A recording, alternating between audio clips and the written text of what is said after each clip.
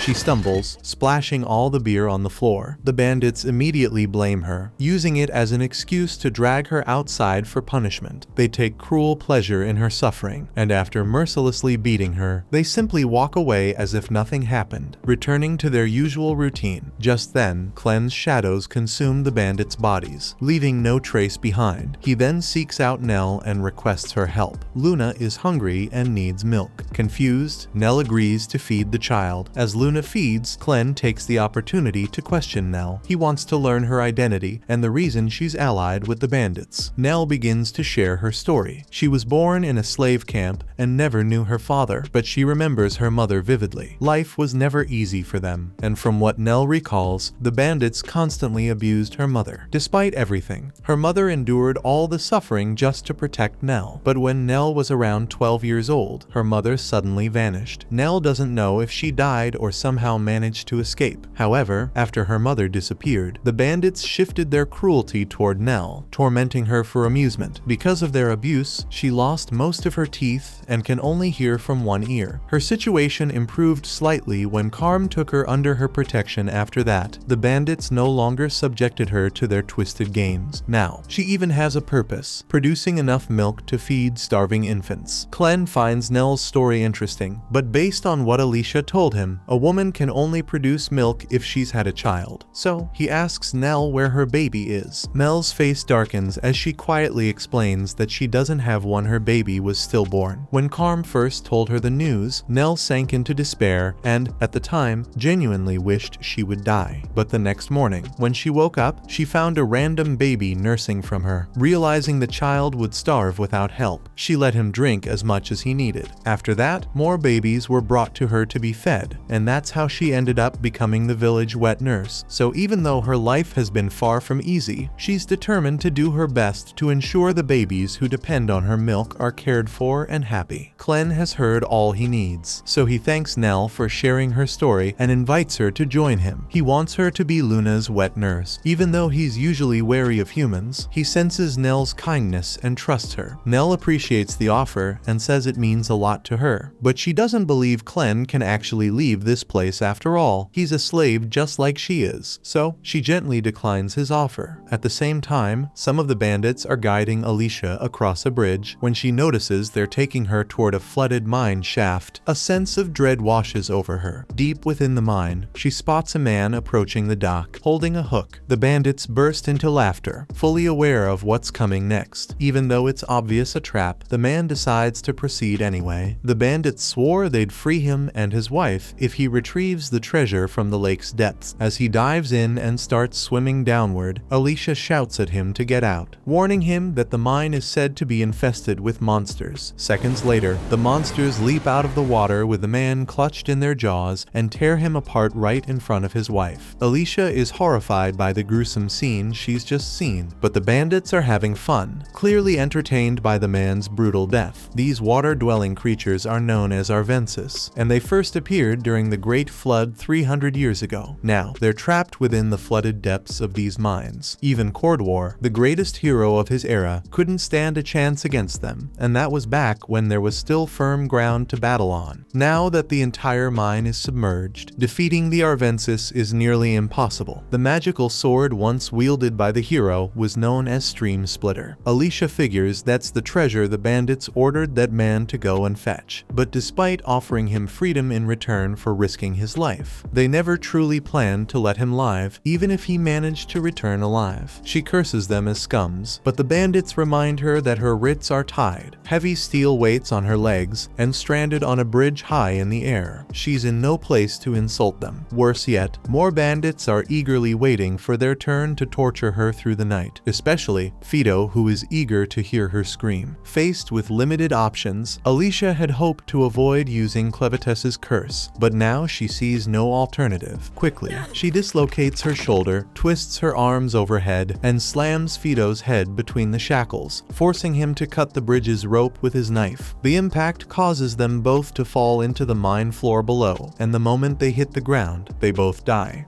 That was the second episode. Subscribe to not miss the next part and watch the next video on screen.